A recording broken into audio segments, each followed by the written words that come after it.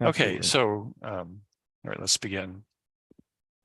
Hello, I'm Scott Turner with the National Association of Scholars. Welcome to our webinar series on American innovation. Our topic today is going to be the invention of the telegraph. I'm guest hosting for David Randall today, who is your usual host, but I'm fortunately able to step in and moderate today's event. So we have a panel of three distinguished scholars on the invention of the telegraph today. Dr. Paul Israel is research professor and general editor of the Thomas A. Edison Papers project at Rutgers University.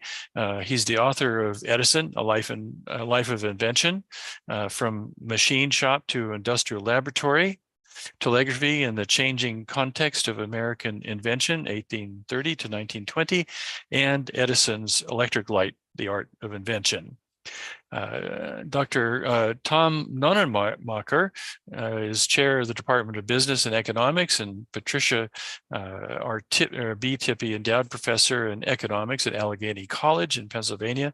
He also has served as co-director of the Bruce R. Thompson Center for Business and Economics. That was from 2017 to 2020.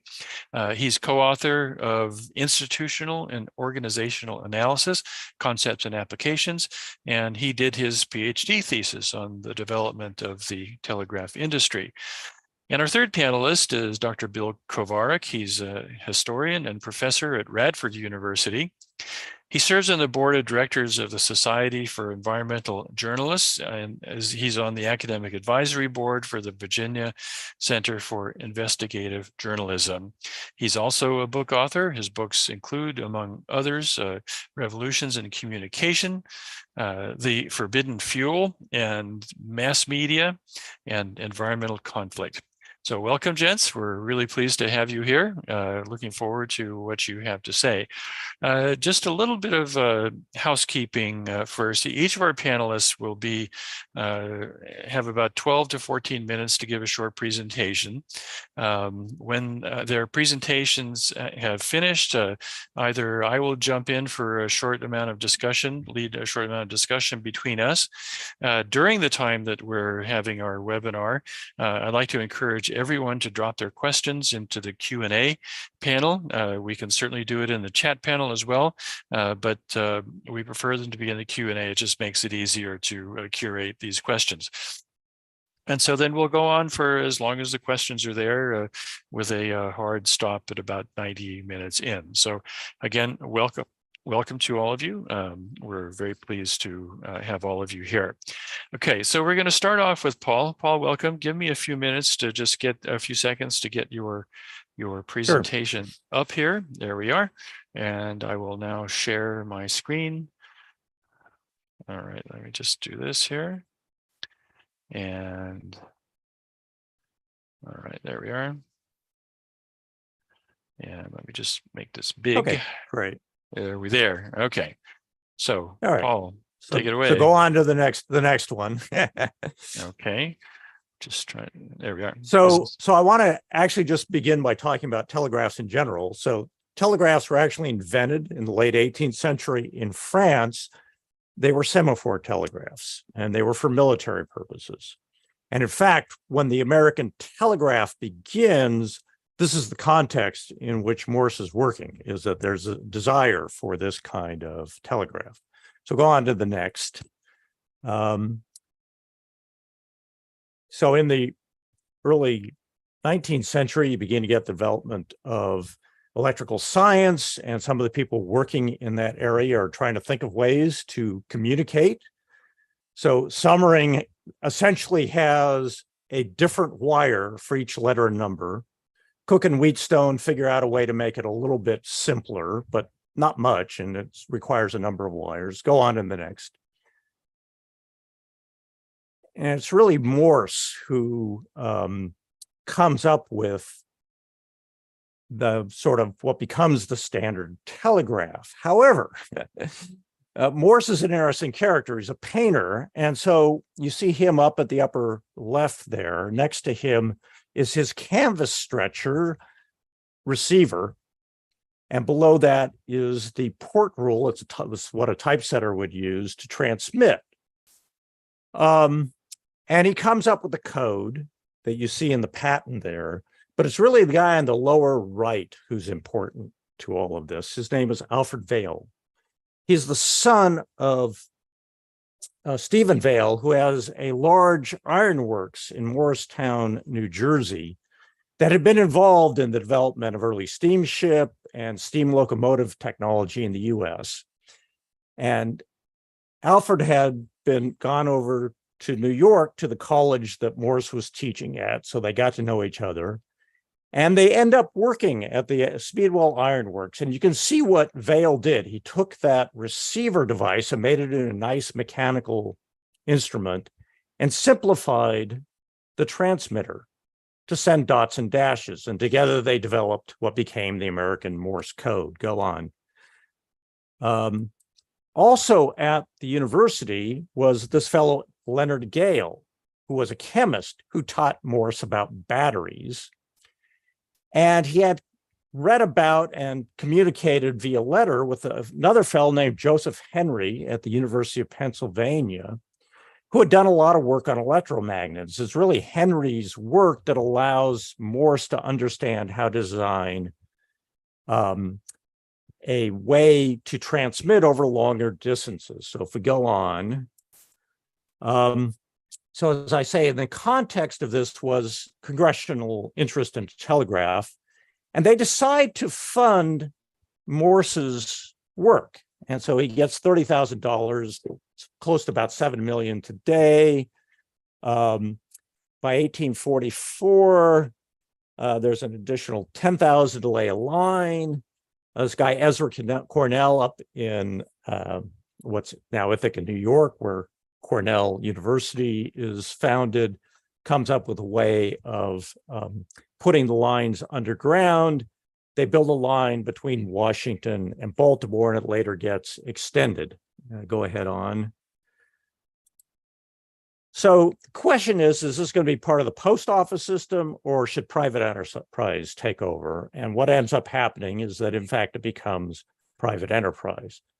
And so over the next decade, really, you begin to get this competition between lines. You have other inventors come in. Royal House comes up with this printing telegraph based on a keyboard like a piano. A guy named Alfred Bain, who's an Englishman, comes up with what's called an automatic telegraph. He has punch paper tape. When two metal rollers touch between the tape, it sends a signal out on the other line. He has electrochemical recording process to record the dots and dashes. And so you have now these various systems that are developed, go on, and the expansion of the system. And the printing telegraph in particular gets a lot of attention. David Hughes, another Brit who'd come over to the US, and a guy named George Phelps work on their instruments for the American Telegraph Company, which is one of the leading companies in the East, go on. And then this company emerges called Western Union. They take over most of the major companies in the period of the Civil War because this fellow Anson Stager, who was head of the military telegraphs during the war, was also a Western Union official. And by the end of the war, so before the war, there's Transcontinental Line that's being built. And after the war, Western Union dominates. And during this period of the late 50s and early 60s, the printer, or the recorder, it was an ink recorder, is replaced with the sounder. So basically what the operators had discovered is they could just hear the sound of the electromagnet as the recorder was recording, and they learned how to read the Morse code. And so this becomes the standard. Go on. And you can see by the end of the Civil War era, Western Union just dominates. They basically consolidate most of the companies in the nation. And there are very few rivals trying to match them. Nobody who has the transcontinental business. Go on to the next slide. So this fellow on the upper left is Thomas Edison, who got his start as telegraph operator during the Civil War. He was a teenager. There were lots of jobs because many of the operators were in the military telegraph. That office in the bottom is at Cincinnati, where Edison was in 1865. He returned in 1867, began filling out a notebook. You can see at the upper left there, he's taken apart the Hicks telegraph repeater and has begun to play around with it in this particular drawing. Repeaters are really important. So Daniel Gandy, another operator, noticed that one of the first efforts of the embryo electrician in those days used to be the invention of a new repeater. The problem was, it's a big country, telegraph signals go about 250 miles with a battery, and in order to repeat, you either had to have an operator do it or figured out an automatic way to do that. So go on. During this period, there was a growing number of telegraph manufacturing shops. And when Edison gets to Boston in 1868, he actually visits. There's about a dozen shops in Boston, including Charles Williams Jr., which is one of the oldest. The fellow on the lower right, Moses Farmer, is a leading electrician today. He has space in that shop. I'll talk more about him in a minute. Edison gets some space in that shop. Later on, a guy named Alexander Graham Bell would hook up with one of the machinists, a guy named Tom Watson, and they would eventually work on the telephone, and for a while, actually, in the attic rooms of that shop. Go ahead. So you can see, so Daniel Davis was one of the first manufacturers. He's been a scientific instrument maker in Boston, where there were lots of universities. By the end of the Civil War, there were a number of manufacturing shops in Boston, Philadelphia, New York, Chicago. Those are the leading centers. They are doing inventive work, improvements in the technology. Go ahead. And so I mentioned Farmer. He and a guy named William Channing, who was a medical doctor, had come up with the first fire alarm telegraph just before the Civil War. And this is something that Edison noted when he got to Boston. He actually filed a caveat on a potential improvement.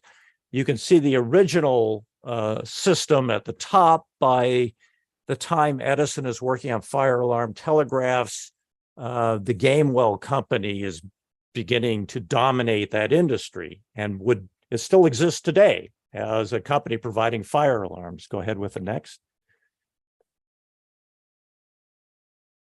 Private lines are another way that people are beginning to use telegraphs within cities. And this guy, Anders, Edison hooks up with him in Boston and helps him to improve his magnetograph. There's also a printing version of it.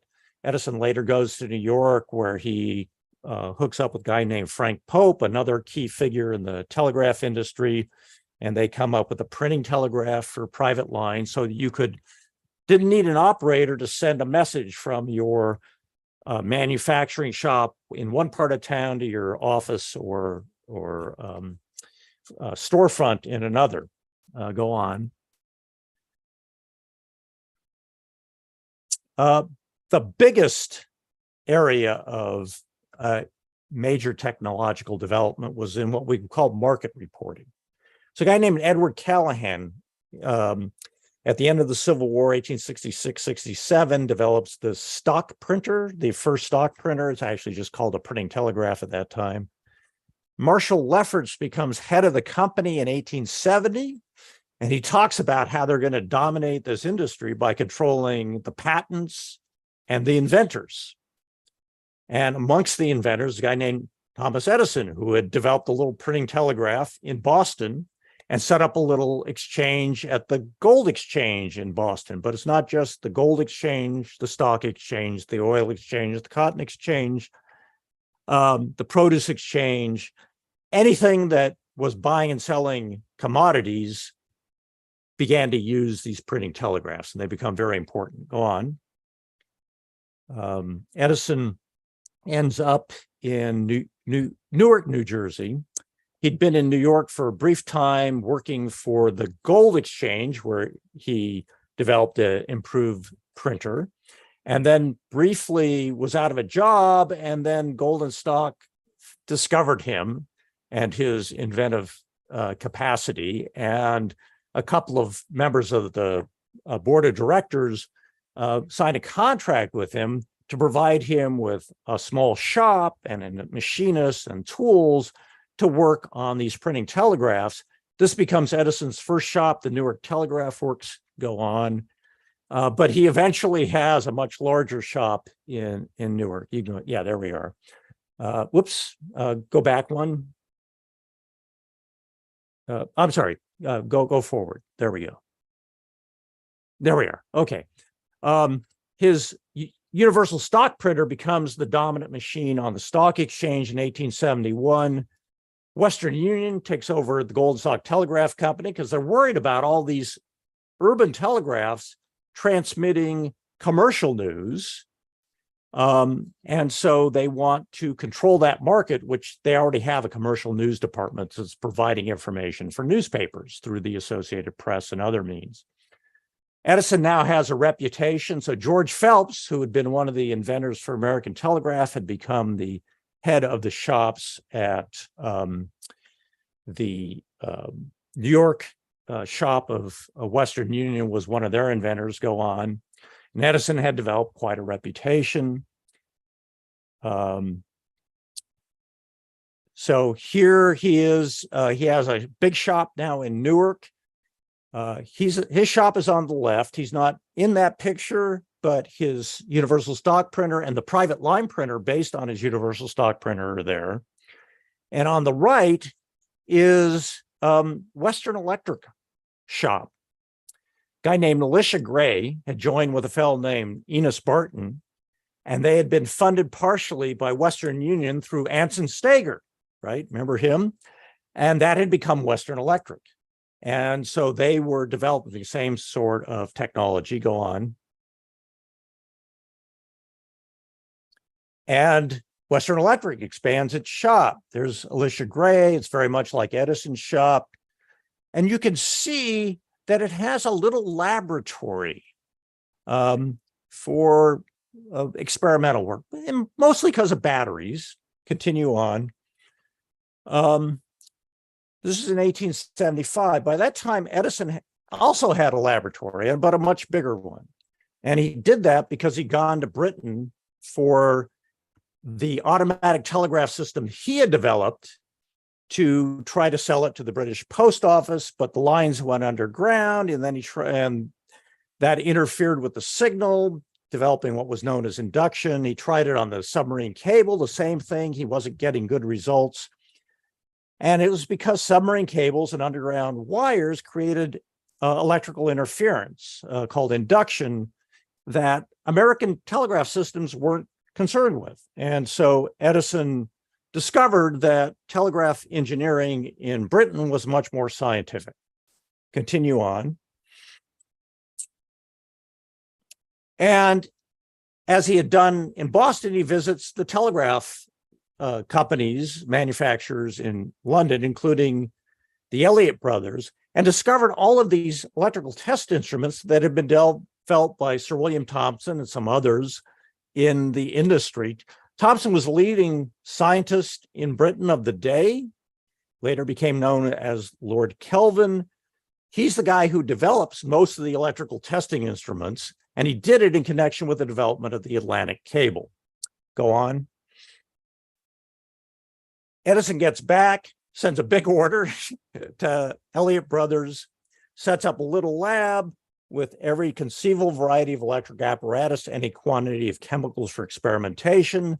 The foreman of his shop becomes his experimental assistant, and that's Edison with a Thomson galvanometer. Go on. He begins doing what he calls basic applied research, trying to understand the kind of underlying fundamentals of the technologies that he's working with. And so the idea of how long the core of an electromagnet should be is one of the things he investigates. He develops this very long core that he experiments with on his automatic telegraph system, go on.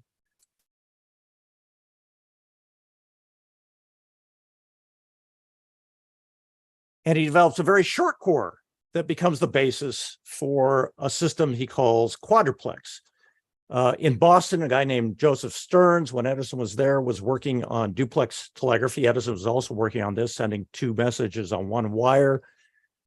Stearns gets there first. Western Union adopts the system in 72. Edison comes to the president of Western Union and says, I can create bushelfuls of patented duplex apparatus. So Orton sets him to work, and Edison comes up with his quadruplex for 4 messages, 2 in each direction, continue on. With the funds he gets for his quadruplex and other telegraph inventions, he's earning $2,000 a year under a contract that he signed with Gold Stock that was taken over by Western Union as well. He sets up a much larger laboratory. He takes the first 2 floors of the shop for his lab. The rest of it continues to be a manufacturing shop.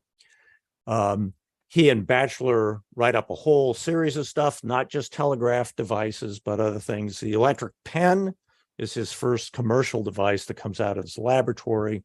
Go on. But Newark is a major manufacturing center, becoming highly polluted. He decides to get his family out. He buys some land in central New Jersey, a failed housing development called Menlo Park. He has his father construct a 2-story, 100 by 25-foot laboratory building. He stocks it. The upstairs is an electrical and chemical laboratory. It costs him about $40,000, about $1 million today. He writes Orton about this, go on to the next, in part because he wants Orton to partially fund his machine shop. He has 3 machinists, including this guy, John Crucy, who had been at his Newark shop. It's costing about $100 a day to run this. He says, I need support. He signs a new contract with Western Union, go ahead, that includes all of his telegraph inventions, including work that is related to what becomes the telephone.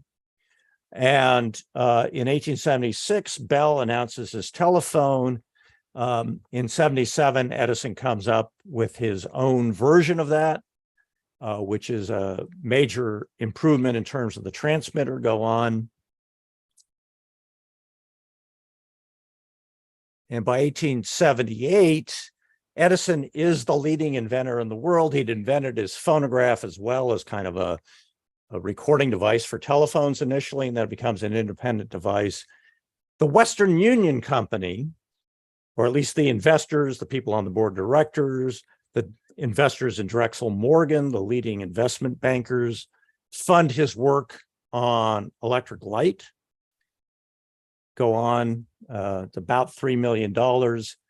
And what you then get is the first R&D laboratory. And Edison begins with about 5 people at Menlo Park. By the time he's working on electric light and power, there's about 20 or 25. By the time he develops his system there are about 60 people.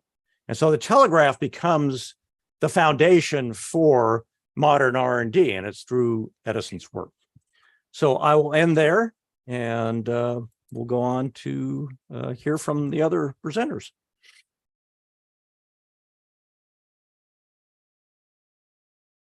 Thank you very much, Paul. It was fascinating. I'm sure we'll have a lot to talk about with respect to the fascinating history. Next up is going to be Tom Nonnenmacher, who will share some thoughts on the business of telegraphy. So give me a few moments just to get your presentation up, Tom. Let me see here. All right. Share. And this, I believe, is your presentation, Tom. So, yep, you can go to the beginning of it. The beginning of it. There we are. Is this it? No, keep going. Yeah, there we are. Your name. You'll see that that Paul and I used some of the same pictures and slides, so you'll get a redo of some of these ideas. I'd like to thank the National Association of Scholars for inviting me to the roundtable, and Scott for moderating, and especially Paul and Bill for joining in. I'm excited to be here in the same virtual room with them. So today I'm just going to go over a little of the early history, some of which you heard from Paul, but I think from a slightly different angle, and highlight some similarities that I see between it and some more recent technological developments. I'd like to highlight two themes. One is that there are lots of different ways to organize the telegraph, but it tended towards monopoly. And there were many uses to which the telegraph was put, and those uses had different kinds of effects on the market structures of the industries that the telegraph affected. So some became more monopolistic, some became more competitive, and some did both. So the next slide, please. So here's a painting that Samuel Morse painted in 1833. It's called the Gallery of the Louvre. And early in his career, he was a painter doing portraits, and he's interested in doing reproductions. In this epic painting, his goal was to bring the art of the Louvre to the American public. And this idea of reproduction, I've always found was really interesting. It cut through many of his pursuits in life, from painting to sculptures. He had an idea of a machine that would reproduce sculptures and disseminate them, and the telegraph, of course, which was reproducing dots and dashes, information over long distances. Next slide, please. Because Morse and several of other telegraph entrepreneurs didn't really understand the technology, they were often enthusiastic about its uses and achieved successes that were before their time. Morse would fit right into the Silicon Valley culture of fake it till you make it. So in 1833, Morse began to think about the telegraph. In 1838, he applied for the patent. In 1840, he got the patent. And this wasn't great timing. A deep and lasting economic depression began in 1839. And by the middle of 1842, 8 states and the territory of Florida had all defaulted on their debts. And those debts were largely due to financing of canals and railroads. So getting state financing was going to be rough. Morse wanted to sell his invention initially to the U.S. Post Office, but he didn't really get much interest there either. Next slide. In 1843, he received a grant to build a line between Baltimore and Washington, and finally convinced some people that this technology was viable, but was it commercially viable? That depended on a couple of things. One was, what was the demand going to be? And the other was, how well was the technology executed, and how well were these companies run? So next slide, please. Since financing was hard to come by, Morse contracted with several developers to build lines across the country, across the U.S., getting royalties from those lines. And some of those early entrepreneurs are on this slide, along with some of his, ultimately his competitors. Almost immediately, there were conflicts about who controlled what territories, made more complicated, as Paul indicated, by the introduction of rival patents. So several of these men made their names or their fortunes with the telegraph. Ezra Cornell founded Cornell University. Jephthah Wade, his name is everywhere in Cleveland. I'm close to Cleveland, and we go to University Circle, and there's Wade Circle. Cleveland Museum of Art was co-founded by his son. He co-founded Case School of Applied Technology. So these were ultimately very successful men who sort of set out and about to try to make their fortunes with the telegraph. Next slide, please. By 1846, companies were stretched from Portland, Maine to Chicago, all the way to New Orleans, but many of these didn't really run all that well or that regularly. There are lots of problems with the technology, just learning how it worked, how to insulate the lines, what kind of wires to use. And financing came largely from private investors in the towns that the telegraph connected. So that was 1846. Next slide. By 1850, there were multiple companies due to the fact that there were multiple patents, but also because there were conflicts in who actually controlled the patents in particular areas. Next slide, please. By 1853, these lines had merged and had formed competing sort of systems, and those systems competed a little bit on routes. They had a little bit of geographic monopoly, but they did overlap, so there were multiple ways, let's say, to get a message from New York to Chicago. Next slide, please.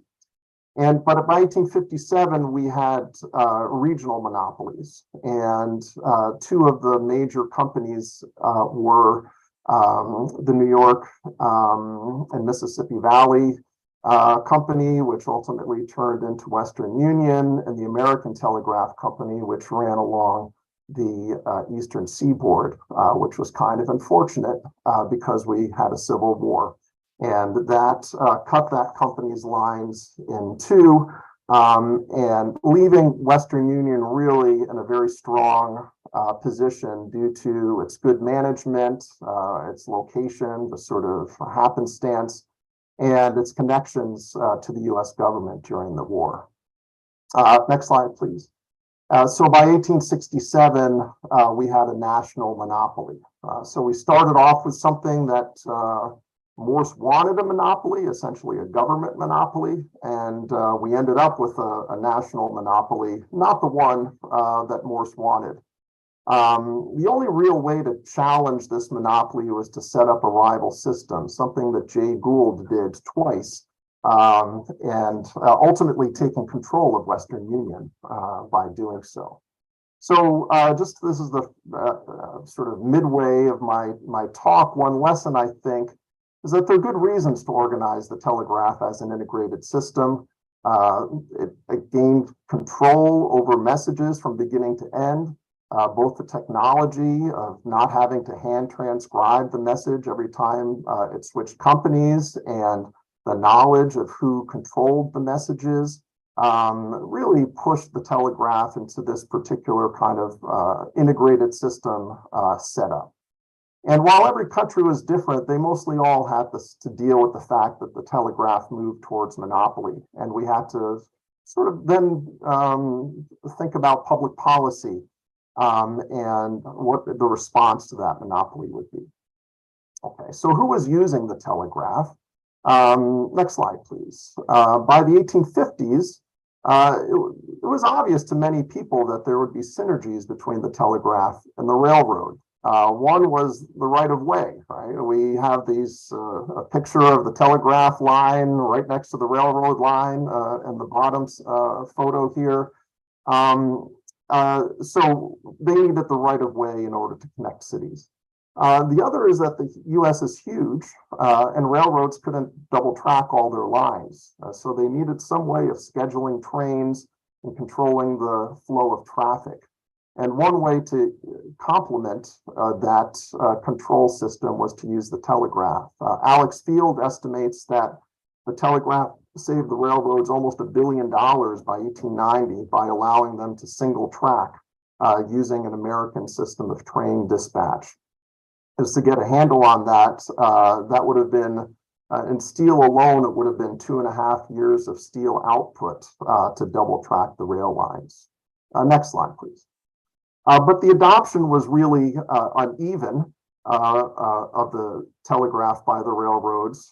In his book, The Train and the Telegraph, Ben Schwantes points out that the adoption of the telegraph to schedule trains really kind of came in a very uneven manner. And the picture on the left, you see a train system advertising that no trains would be run by telegraph. This was in response to some accidents due to garbled messages. And the picture on the right from the New York Central, it advertises that the line had an exclusive telegraph line to govern its dispatches. So we can really see kind of competing philosophies of scheduling trains. Next slide, please.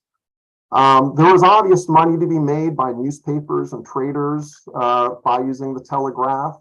Nowadays we see traders locating their data centers close to the stock exchanges in order to get a nanosecond of advantage over its competitors.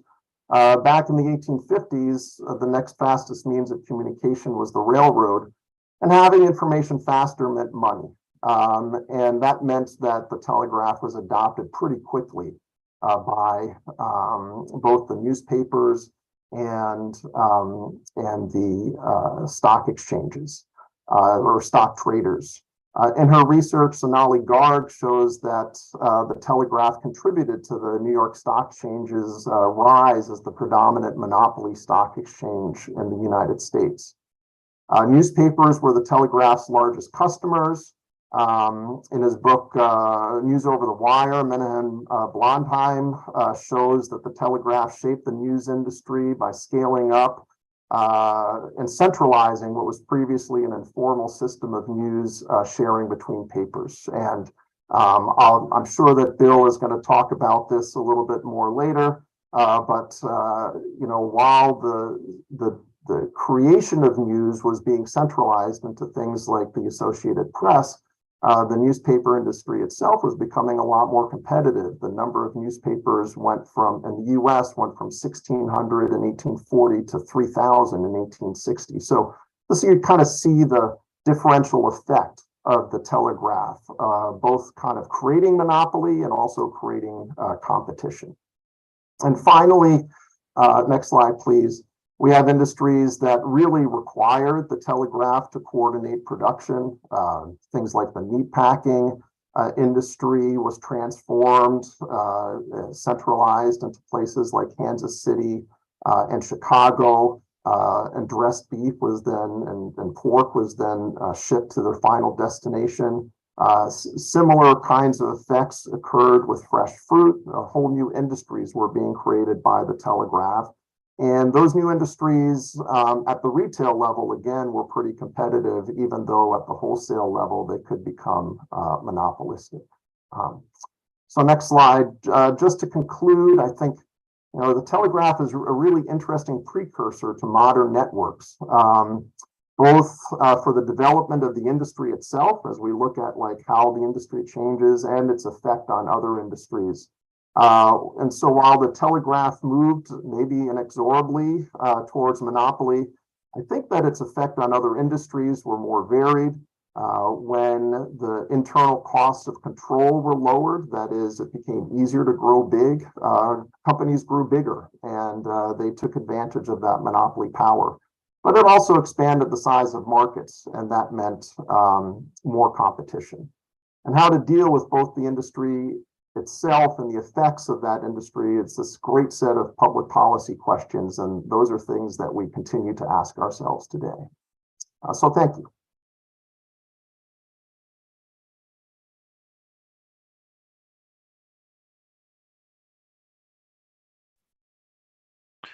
Forgot to unmute. I beg your pardon. Thank you, Tom, for that. Lots of interesting questions there, and I'm sure we'll take up. Before we go on to our final panelist, Bill Kovarik, let me just take this opportunity to remind everyone, please, start putting your questions into the Q&A block. It's down there in the icons in the lower half of your screen. With that, please do put your question there. And I will now turn it over to our final panelist, Bill Kovarik. Bill, take it away. Well, thank you, Scott and Thomas and Paul. It's great to be here. Am I not muted? I'm not muted, right? I'm coming through. Yeah, good. So, we tend to think of the telegraph as a one-to-one form of communication, but equally important was its use as basic infrastructure, of course, linking newspapers and especially financial institutions, as Professor Israel said, oftentimes via the AP wire service. Mark Twain joked about the AP in a 1906 talk. He said, there are only two forces that can carry light to all corners of the globe, only two, the sun in the heavens and the Associated Press down here. I may seem to be flattering the sun, but I do not mean to do so. This is his, typical understatement and, very dry sense of humor. But he was taking a dig at them also because the reason the AP was the only force that could carry light down here on Earth was that it was a monopoly with an exclusive contract with that other great monopoly, Western Union Telegraph Company. So it's called a bilateral monopoly, and they both operated in such close cooperation that they shared headquarters offices. The AP protected Western Union from disparagement that was in the AP contract with member newspapers, and Western Union kept AP telegraph rates much lower than any possible competition. Now, of course, this starts off before, and is one of the reasons for the Sherman Antitrust Act of 1890. Standard histories of journalism, which is my area, history of media, tend to focus on how and what AP reported, which is usually content issues, but they often omit the structural issues, especially the issue of monopoly for AP and Western Union. And today, very few people know about this or what it meant. But in the 19th and early 20th centuries, this arrangement, this monopoly, generated storms of controversy. Between 1870 and 1910, Congress considered 96 bills and resolutions, and there were 48 committee reports about Western Union and the AP monopoly. It was an often suggested topic for debate in high schools and colleges. The most frequently proposed remedy was to nationalize the telegraph under the post office, which was the policy adopted in Britain and Europe. Now, critics of the AP Western Union monopoly pointed to things that were typical of monopolies, abuses at the time: secret rates, refusal to deal, knockoff products, fake competitors, non-disparagement contracts, manipulation of information to drive competitors out of business. There's an interesting debate that takes place, this is a little bit of an aside, but in the 1880s and the 1890s about exactly how much corruption really was uncovered by all of these committees. And one dissertation seems to conclude not that much.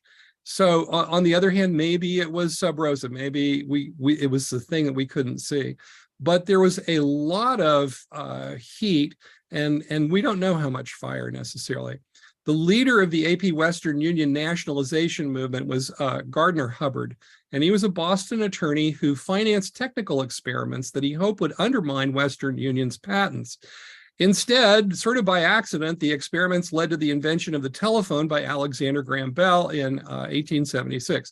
Now, not coincidentally, Hubbard became the first president of the Bell Telephone Company and Bell's father-in-law, too. So here we have a classic example of a technological circumvention to get around a deeply entrenched monopoly, the telephone to get around the telegraph monopoly. But ironically, in 30 years, Bell Telephone itself becomes a monopoly and then later combines with Western Union under AT&T, which of course was a monopoly. And the theory is that telegraph and telephone are natural monopolies, whether they're run by the government post office or by a corporation. And that theory was accepted in 1913 by the Justice Department under the Kingsbury Commitment, with the trade-off that AT&T would be more closely regulated by the government. Now, AP, for its part, defended its monopoly as natural as well, and claimed that if anybody wanted a competing service, they could just establish one, which of course is ridiculous because the rates were not competitive. Western Union did not offer equal rates.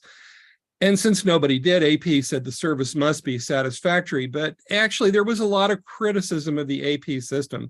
And I'll just mention one thing.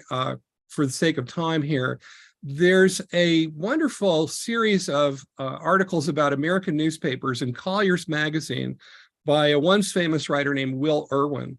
And he thought the press was wonderfully able, but did not speak to his generation. It's the mouthpiece of an older stock. Boy, where have we heard this?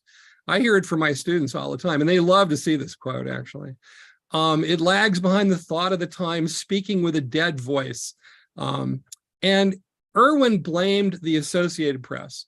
Nobody could start a newspaper without telegraphic news services, and AP let subscribing members decide whether or not somebody from their town could join the AP, and invariably the answer was no. So that's a barrier to entry.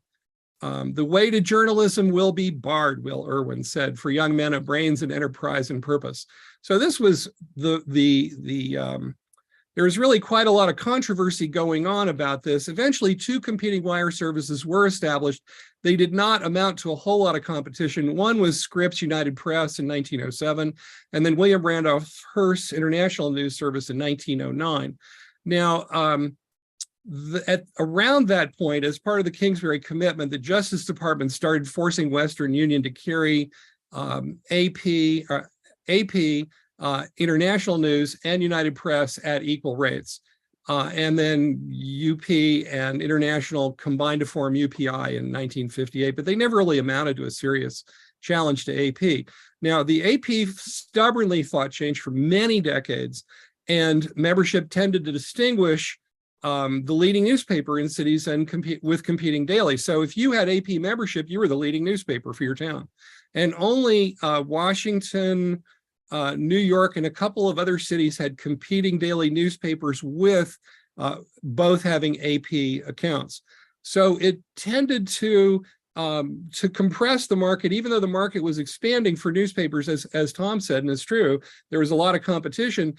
AP subscription was a big factor, which is why Scripps and Hearst started their own not very good competition. Scripps was much better than Hearst, for what it's worth. So finally, and it takes until 1945, the Justice Department brings an antitrust case against AP, and the Supreme Court decision says that wire services structure was not protected by the First Amendment, even though the content was. Okay, and the quote is, the fact that a publisher handles news while others handle food does not afford the publisher a peculiar constitutional sanctuary. So in other words, you know, if you're a business, you have to abide by business laws, whether or not you happen to, you know, carry an item that's protected by the First Amendment.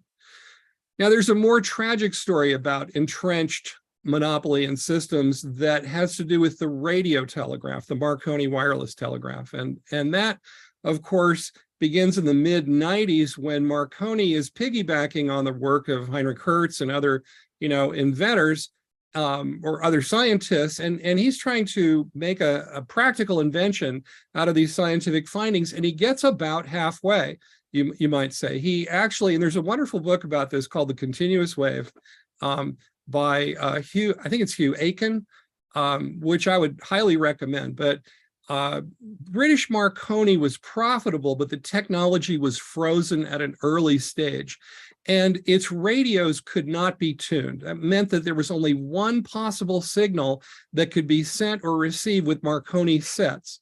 So if you're off the coast of London or in the middle of the Atlantic and you want to send a signal, everybody else has to get off the air. It's not like you can tune to different frequencies. So that was spark transmission. Now, a modern system, actually the modern system, was invented by Reginald Fessenden around 1904, and the idea was to embed the signal inside a continuous radio wave. And you could use different methods to do that, and we're very familiar with these terms: frequency modulation, FM radio, and amplitude modulation, AM radio, right? But Fessenden couldn't interest the Marconi company, and at that particular moment, AT&T and Bell Telephone were caught up in this antitrust issue. So they were completely preoccupied, and they didn't want to get, you know, they didn't want to take on, you know, the Marconi company as well when they had the, you know, other issues, right? So When the Titanic sailed in April 1912, its radio system was said to be the most modern in the world, but actually that was not true. The Titanic used the Marconi Spark wireless that could only hear or send one signal at a time. And because of this, Titanic radio operators refused to listen to warnings about ice fields from nearby ships because they were transmitting their own personal messages from the mid-Atlantic to Newfoundland. And the Titanic radio operators told the others to get off the air. Now, there was one ship, the Californian, I think everybody knows this story sort of, but the Californian was 5 miles away and they could have easily saved everybody on board the Titanic, which would have sunk. But the radio operator was so insulted by the Titanic's operators that he shut down his radio and went to bed only an hour before the Titanic hit the iceberg. So the crew of the Californian was unaware of the disaster until the next morning. In the inquiries that were conducted in the weeks after the disaster, one by a U.S. Senate committee and the other by the British Board of Trade, obviously, the safety issues, the lack of lifeboats, the impact of the iceberg, the obtuseness of the captain of the Titanic, all of those were, of course, the most important issues. But the possibility that the loss of life might have been prevented if radio had been used correctly intrigued both of the commissions, and the radio operators testified extensively at the hearings. The Californian's radio operator, Cyril Evans, who I can't imagine, what it must have been like to have been that person, to have, turned off your radio at just the moment when it's most needed. But he lived and testified that the Titanic radio operators told him to get off the air.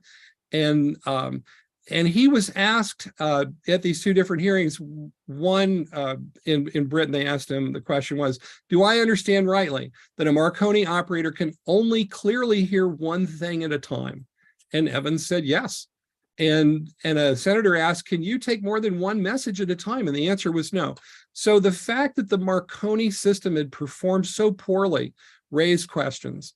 There was, of course, you would expect this, had the wireless operator of the Californian remained a few minutes longer at his post, that ship might have had the proud distinction of rescuing the lives of passengers and the crew of the Titanic. And the New York Times said 1,600 lives were lost that might have been saved if the wireless communication had been what it should have been. Now, the inquiries absolved the Marconi company, but the law changed very quickly afterwards. And one of the things that the law did to change was to ensure that always a radio operator would be 24/7 when a ship was at sea, always listening, and that radio operator answered not to the Marconi company or to whatever other companies might be selling radios, but to the captain of the ship itself.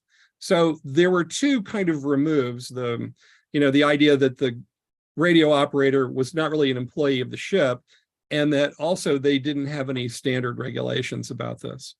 And I think it illustrates the sort of short-term damage that monopolies can inflict, especially in early to mid cycles of technological development, when the consequences of complex problems are difficult to foresee. These are our wicked problems, right? And the long-term impact of these three monopolies, the AP, Western Union, and the Marconi radio monopoly, stunted technological diversity of American telecommunications infrastructure.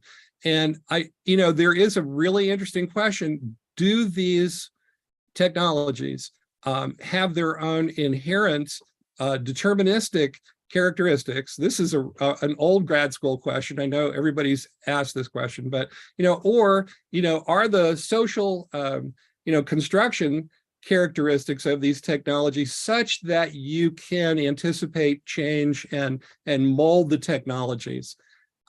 And everybody has answers to that, but they are kind of, for a historian, you don't have to have an exact answer. That's the joy and beauty of being a historian, is that you can, have something of an answer, but there's these other factors too. Anyway, I just want to add that American Marconi became RCA, which was then known for its technological conservatism, and it monopolized the structure of commercial radio in the 20s and 30s with the National Broadcasting Company, very much like the Associated Press. And it also had to be broken up with antitrust litigation, which was NBC versus US in 1943.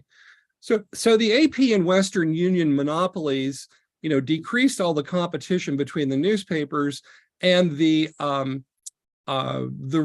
Marconi, American Marconi RCA decreased competition was a factor. And I think I should have said that about AP too. These are factors in decreasing competition in radio and broadcasting. This is how we started the telecommunications revolution with these monopolies. And it took a long time to expand the diversity of the offerings and the structure. So thank you. That's what I had to say. And I'm sorry you guys took all the good pictures. So anyway, thanks again.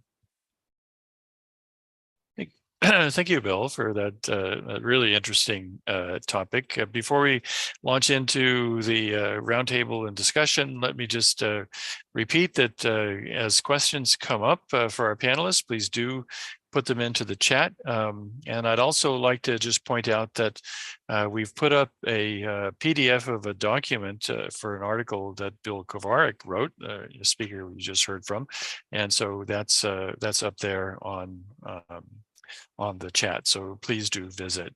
Okay, so this was really, really interesting, and I know you'll have a lot of questions to ask one another, but I just want to kind of kick off the discussion by commenting on these incredible parallels that all of you have drawn between the emergence of the telegraph and, of course, what's been going on in Silicon Valley right now. And the even though the platforms are different, the relations and the dynamics are uncannily similar. So here's a bit of a naive question. Are these similarities due to some law of economic nature, or to what extent did our modern entrepreneurial wave of Silicon Valley developers, did they know of, and did they consciously emulate some of the things that went on in the invention of the telegraph? I'd like to ask all of you to unmute your microphones, please. Yeah. I'll take a first crack at that. So there's a lot of mythology about Silicon Valley. Silicon Valley, to a large extent, emerges out of radio technology. That's what was happening in that area on the California coast in the early part of the 20th century. And it was about communicating to Japan. And so there was a radio technology that was emerging as a center radio technology. And then with World War II, you get a lot of ways in which the development of the telecommunications system and other defense-related spending is being funded. Some of that research is being done at Stanford University, which becomes one of the central figures or institutions of early Silicon Valley. And it's actually out of defense spending and the emergence of computing that you get Silicon Valley. It isn't built by a bunch of entrepreneurs. I mean, there's the story, right, of the transistor, which was developed at Bell Labs in New Jersey, right? And so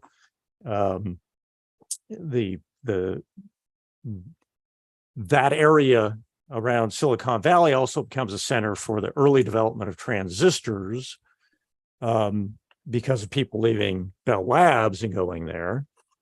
And then there are firms that are built around the transistor. So the transistor is crucial, early radio is crucial, and defense spending during World War II related to the development of technologies in which those technologies are being used.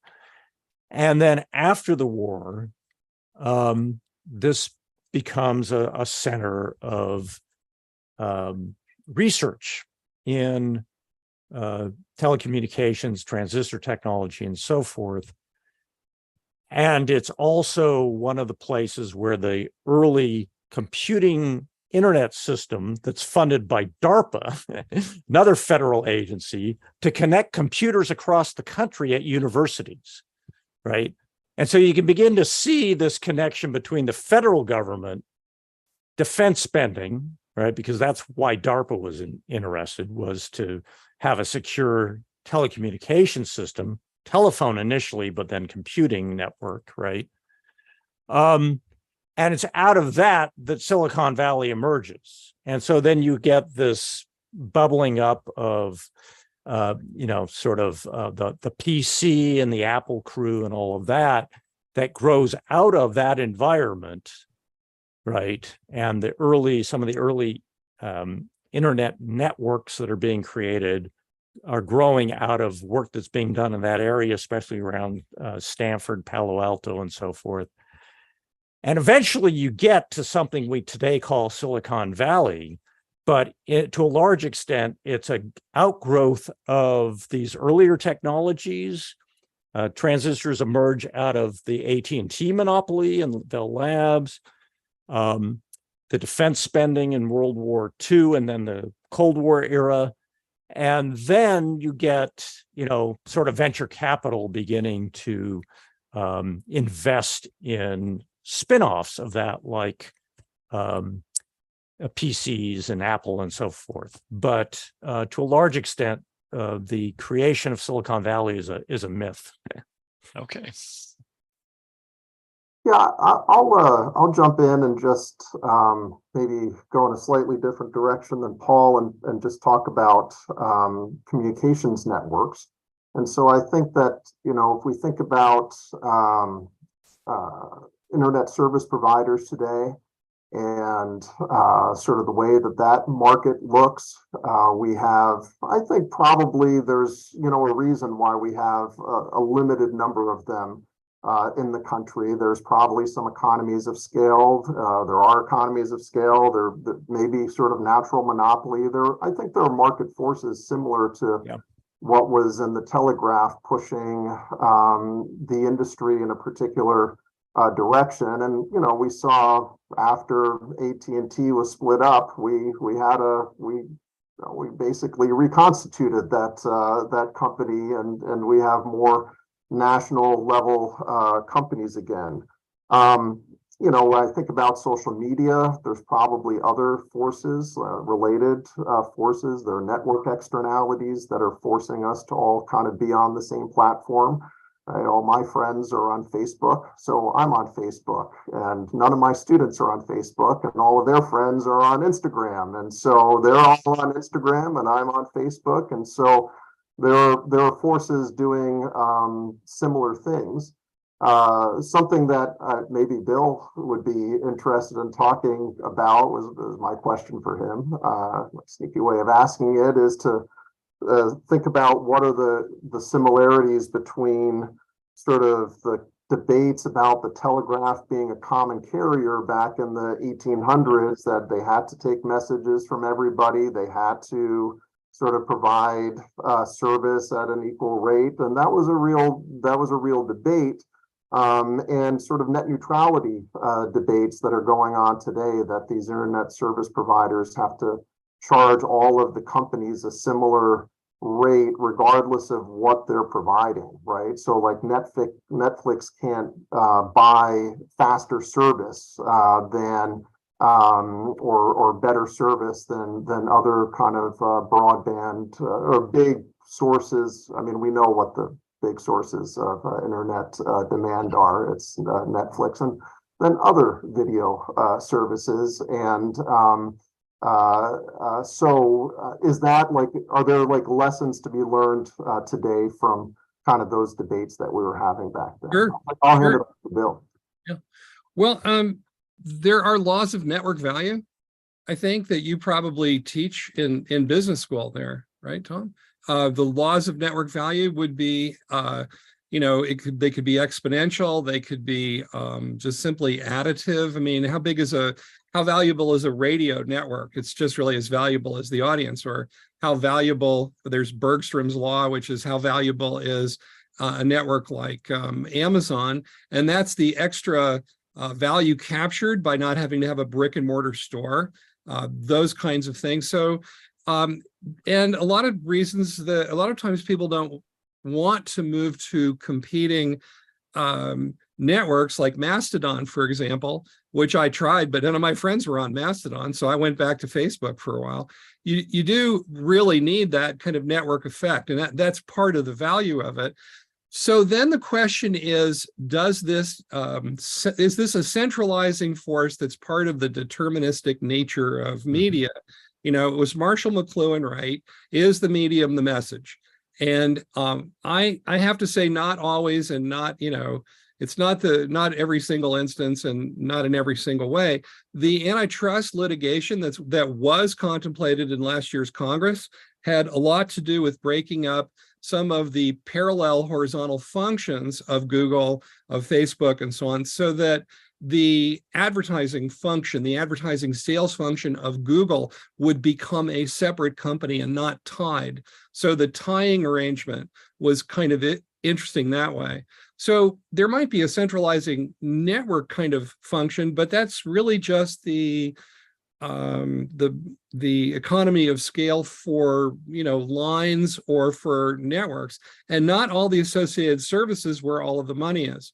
So that lack of diversity has hurt the news media. For one thing, you've probably noticed that your local town newspaper is either dying or dead, and there's only one or two left. That is one of the side effects of the over centralization, I think, of the media. And it all goes back to the discussions we used to have in graduate school, seriously, about determinism versus social construction.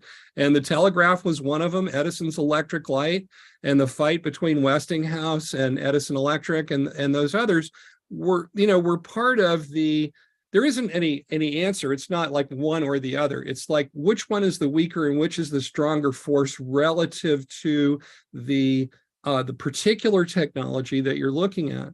So it always seemed to me that social construction was a stronger force when it came to telecommunications, and that deterministic nudges from government and from industry were more the case with, let's say, electrical power generation, or other things that tend to centralize, other kinds of big structures that tend to centralize. Now, I could be wrong, and there are certain quarters of MIT where I'd get in a fist fight over this, I'm sure. But that's kind of the way I see it, is that we need to keep both optics in mind, that there are elements that are socially constructed, elements that are deterministic inside the technology. So the medium isn't always the message. Marshall McLuhan wasn't always right about this technology, but it's certainly a big factor. But I do think network effects are really important in terms of telecommunications, because having a system that extends nationwide and then internationally, right,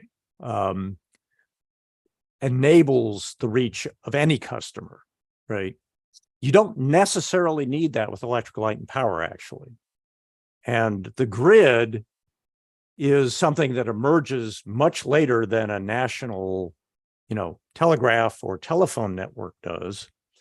And even today, it's not really a national system, although there are a series of interconnected grids. And so there's a way in which actually the telecommunication system was more interconnected more quickly, more broadly than the electric light and power systems, right?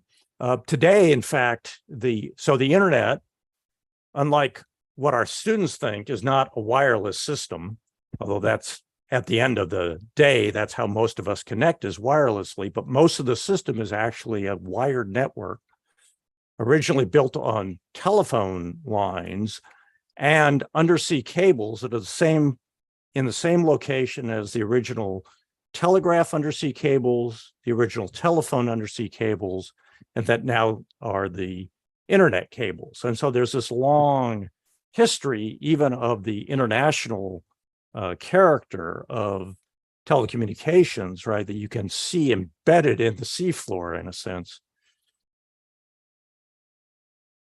Yeah, and Well, I was Go just ahead. going to say that in the same way that countries ended up having to develop interfaces that, through the International Telecommunications Union, this sort of global effort, especially with the advent of satellites in the 50s and 60s and 70s, we could have had regional network monopolies in the telegraph where, those interconnections and interfaces could have taken place. There could have been more diversity, but the system, it's very convenient for a government concerned about its sovereignty, let's say in the middle of a civil war, for example, in the 1860s, to have a unified national telegraph system that they can monitor. And they did. So they knew exactly what was happening. If you had a diverse telegraph system, let's say one for the Confederates that they couldn't really monitor as easily, then it was a bit of a handicap. So I do think also in terms of radio, there's quite a lot of independent stations that were kicked off the air by federal order. I think it was 28, but it was 1928. There's one of the FRC orders that kicked about 700 independent radio stations off the air and set the stage for the NBC RCA monopoly that then they let, of course, CBS tag along. But all these other educational and religious and small scale radio stations educational radio stations were not allowed to continue. So, and even then, I think they wondered if they hadn't gone far enough when Father Coughlin came along and Amy McSimple-Fearson came along, but especially Coughlin with his pro-Nazi, point of view that he had quite a following. And it took a long time for J. Edgar Hoover to expose his ties to Nazi money. He had the rule of the airwaves, the 1930s. So, and there were huge benefits to centralized systems as well that we can look back on and say, well, that may have been decreasing diversity, but it also certainly worked out in our benefit. You mentioned all the research going on at, I want to say, AT&T's, not Verizon, come on, the AT&T research park in New Jersey. The labs. The research labs of Bell Labs. Bell Labs. Yeah, that's what I'm thinking. Yeah. The radar. I mean, without radar, the Battle of the Atlantic would not have been won. And that was British technology developed under, an American corporation, but it was enormously important. Well, I think there might be a few questions, but this is a fascinating topic. Somebody needs to kick me, so I'll just sit down and be quiet for a while. Well, let's take this opportunity to go some of the Q&A. Vicky Galbraith kicks things off. She's wondering, can telegrams still be sent and received? Is there someone sitting in a office somewhere? I figured it would have gone the way of the telex machine, right? That's telegrams are pretty much dead at this point. Yeah. I think Western Union made a point of sending the last telegram in 2006. Yeah, That's something recently. like that. Okay. Now they do money transfers, which they did way back in the 19th century. So the Western Union is still alive as a money transfer service. Oh, okay. So that's based on telegraphy then. Well, it's very different in terms of how they got into money transfers. But yeah. Okay. All right. I did have a question which was kind of partially answered in the discussion. There's a real concern now about overreach of communications technology and monopolization of technology, and this results in various kinds of controversies, like the intrusion of Facebook monies into election apparatus, things like Facebook censoring information about COVID and Hunter Biden's laptop, and this is all the way up to moral panics about artificial intelligence and those kinds of things. So are there parallels between what happened back around the time telegraphy was coming online? I think you mentioned there was some concern about protection of messages and things like this. Was there any kind of similar dynamic where people just kind of thought, oh well, you know, this is enough. These communications technologies are intruding too deeply into areas where they shouldn't go. Anything like that? I mean, did that lead to the antitrust action that I think you mentioned, Bill? The negative effects of monopoly were kind of taken for granted under the early neoliberal approach to antitrust law. And then the rule of reason comes along, neoconservative approaches, where, for instance, a monopoly like IBM, Big Blue, could be challenged by Apple and Microsoft. And, you know, they fell flat on their face because they were so big, they didn't see the competition. And so that is a kind of a justification for a less invasive government role in you know, managing telecommunications technologies. But, you know, certainly the idea that the government monitors not the ordinary citizens, but monitors for things like terrorism or for things like listening to a Confederate telegraph line during the Civil War, for example, you'd expect that. That's what military telegraphers do. There's signals intelligence that the government does to keep an eye on our potential enemies, on terrorists and all of that. And we appreciate that they do that. We don't want to close the door on those things necessarily. So the diversity really has to do with the robustness of the political debate and whether or not we have, you know, enough elbow room for freedom of expression without giving away too much to what Karl Popper would have called the enemies of tolerance. So this is, I want to invoke the paradox of tolerance, Karl Popper's paradox of tolerance. If you don't know it, or if anybody in the audience doesn't know it, it's easy to look up. And it really just means that you tolerate up to the point of, you know, people who are nihilists who just want to tear the whole system down. That is not going to be tolerated. But the discussion about the system, who benefits, who doesn't, you know, about, you know, American democracy should be wide open, uninhibited, robust. I'm using language from, you know, my law class that I teach. But so that's all very important, and we want to protect that. I think that's sort of our first order of business, and our second order of business would be to ensure, you know, that diversity of voices, and, you know, to the maximum extent possible, that we have that diversity. But at the same time, there is a point where you don't want to, you want to have a law that makes it illegal to cover up a stop sign. Okay, the public safety laws that so is COVID doubting, mask doubting, and all of that, vaccine doubting, is that the equivalent of covering up a stop sign, or is that the equivalent of somebody expressing, you know, legitimate doubts about our healthcare system and how it's operating? Boy, I've heard both points of view, and I don't know. I'm going to, you know, express a little bit of humility in the face of overwhelming complexity here. So, but those are our guide points. We definitely want to keep.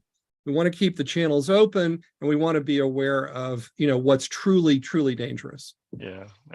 Of course, I would add please. that, you know, individuals themselves were highly concerned with their messages being intercepted and used right from the get-go. So we see ciphers and codes being developed, like secret ways to send messages to hide the contents of the message. I mean, telegraph lines could be hacked into. They were, yeah. So they did have ciphers early on. They could you could bribe the person who is delivering it to the final destination. So this incredible sort of, you know, encryption sort of technology, the origin of that at least goes back before that, but certainly it was very, very robust and used quite a bit. Individuals had deep suspicions of whether or not their messages were secure over the lines or not. Yeah. Of course, one of the problems of a tendency to monopoly, which I think a couple of you have expressed, is the loss of that humility that you were invoking, Bill. I certainly agree with you 100% there. It would be nice if there was more humility among the high-tech communications entrepreneurs, and of course the concern is that where's the humility there, and how do we actually rein that in?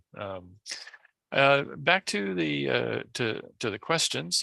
Saul Raw says this is an amazing presentation. I certainly agree with that. And he's staggered by his ignorance and the breadth of study of this subject.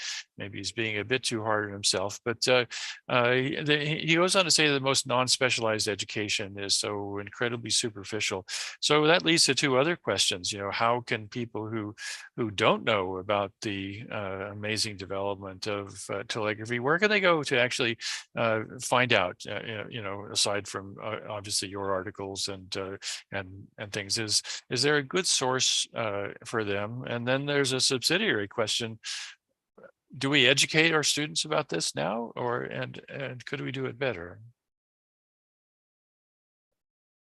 So, well, go ahead, Bill. I was going to say, boy, I could really dive into that, because, see, I think in journalism education, media education, we have dropped the ball on this AP Western Union structural issue with Marconi and the broadcast industry. There are some very good books that touch on these things, and they're not the only issues by any means. But the AP, if you read AP's own history, by the way, I was working for AP, reading AP's history, and they did such a gloss on this that I said to myself, I've got to change this. This is wrong. They can't do this. They can't get away with this. And ordinarily, they're the greatest guys on earth. AP, they bring light to all corners, but when it comes to structure, they protect themselves a lot, way too much. So there's that. We have an educational issue there that's a specific one that really traces back to that non-disparagement clause, and that idea that AP can't criticize AP and can't let anybody else criticize AP. And I just wanted to also mention there's a bunch of wonderful, in the past 15 or 20 years, the full text databases that are available through universities like ProQuest, for example, or the Hathi Trust, or some of the others, have original documents, the original telegraphers 92 code and all these other things that are, part of what you would know as a telegrapher. What was life like as a telegrapher? There was a guy who was Abraham Lincoln's telegrapher, who wrote a very detailed book about what that was like. And that came up a little bit in that movie, Lincoln, with Daniel Day-Lewis. So there are a lot of resources out there, but take a media history course or buy some of our books, dare I say it. That's a start. You can say it. Okay. Now, John Bush asked a bit of a technical question here. Could any of you provide some additional detail on efforts to develop the EM telegraph outside the US during the 1830s and 1840s? Yeah, so that was primarily a lot of the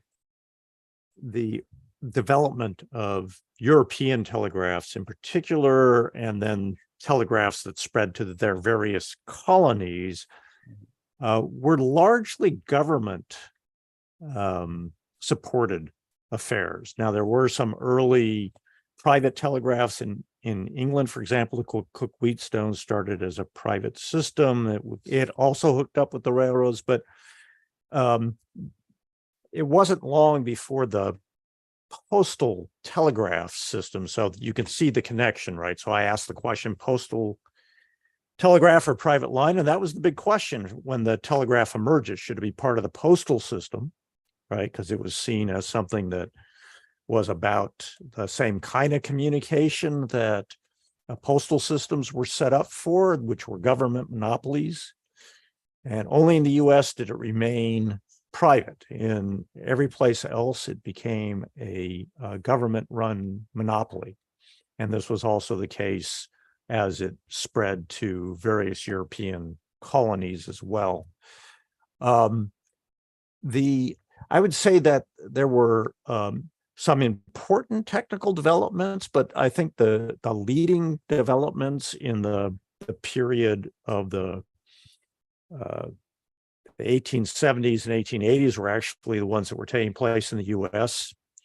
With the development of these kind of local telegraph systems that I talked about for a variety of purposes. You begin to see some of that in Europe as well. And then the development of duplex and quadruplex telegraphy actually occurs in the US and is then transferred to Europe.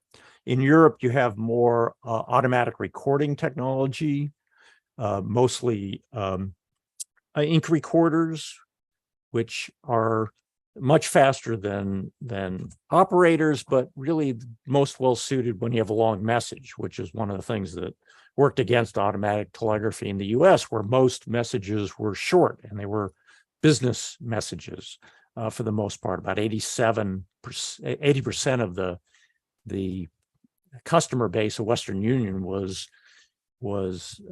businessmen and businesses, with AP being the other major part of that. And then, personal telegrams, a relatively small portion. In the US, much bigger percentage of government telegrams. So those are some of the distinctions that one can make between the two systems. Yeah. Okay. All right. And finally, Marshall McLuhan's name was invoked a little while ago about the medium and the message, which leads us into the next question from Shaps. How, I can say this as a scientist who's, the film industry doesn't portray work of scientists very accurately. And so Shaps asks the question, how accurately were telegraph operators as portrayed in TV and film westerns? How close were those things to reality? Boy, I'm trying to fetch some of those out of my mind. Well, the deleted scene from the Titanic was very accurate. Yeah, that was a fascinating story that you told, Bill, about that. It's the movie The Titanic had that scene, but they took it out, and I think it's one of the most interesting things about the Titanic. Yes, definitely. You can actually, look through YouTube and find deleted telegraph scene Titanic, and you'll see it. Yeah. Speaking of searching, if I could just say, there's something in the sidebar here in the chat that is really interesting. Bill Burns, I don't know who Bill Burns is, but he sure put a lot of I know Bill. time and effort into Lords of Lightning. That's a terrific website. Thank you, Bill. Wherever you are. It is. Yeah. Yes. Bill has done a lot of really great work. Yes, definitely. And he also refers us to some links that he puts into the chat window rather than the Q&A. So fascinating to know that he's, you know him, and all the good work that he's doing. Okay, well, we're reaching the end of our time. Let me just say thank you to all of you, Paul, Tom, and Bill, for being part of this webinar series.